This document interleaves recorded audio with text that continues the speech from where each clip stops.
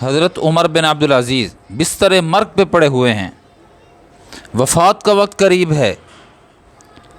چند مصاحب حضرت کی خدمت میں حاضر ہوئے، فرمایا آپ کے 11 بیٹے ہیں حضرت، 11 بیٹے آپ کے، آپ نے اپنے ما قبل حکمرانوں کی طرح درہم و دینار ان کے لیے اکٹھے نہیں کیے، کیا بنے گا ان کا؟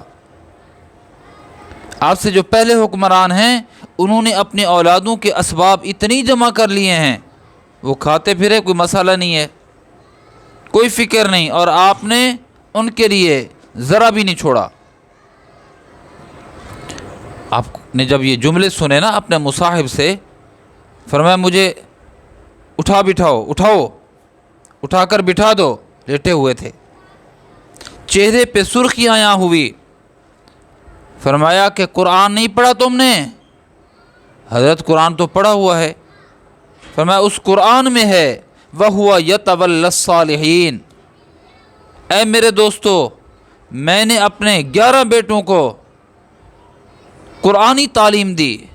نیک بنانے کی کوشش کی، بہترین تربیت کی ہے،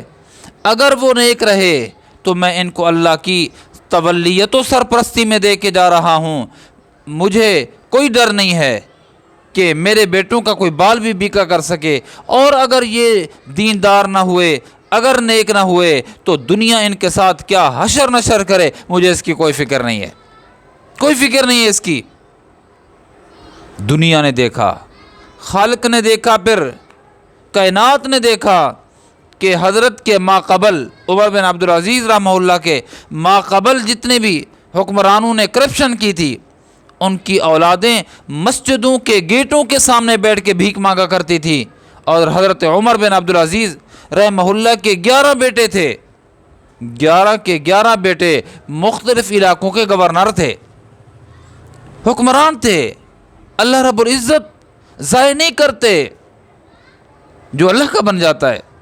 ضائع نہیں ہونے دیتے اللہ پاک، اس کی نسل کو ختم نہیں کرتے،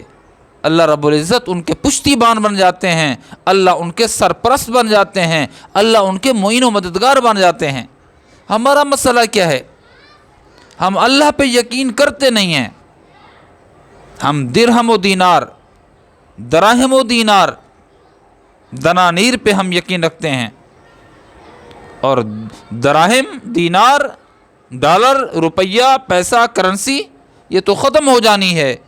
اگر ہم اللہ کی تولیت میں اپنے آپ کو بھی اور اگر اپنی اولاد کو بھی دے کر جائیں، نیکوکاری کی تلقین کرتے رہیں، آپ یقین جانیے کہ ہماری نسلیں اللہ کی سرپرستی میں جب آئیں گی تو اللہ کی ذات ہمیشہ رہنے والی ہے، وہ ہمیں بھی اور ہماری اولاد جو اللہ رب العزت کی زیر سرپرستی ہوں گے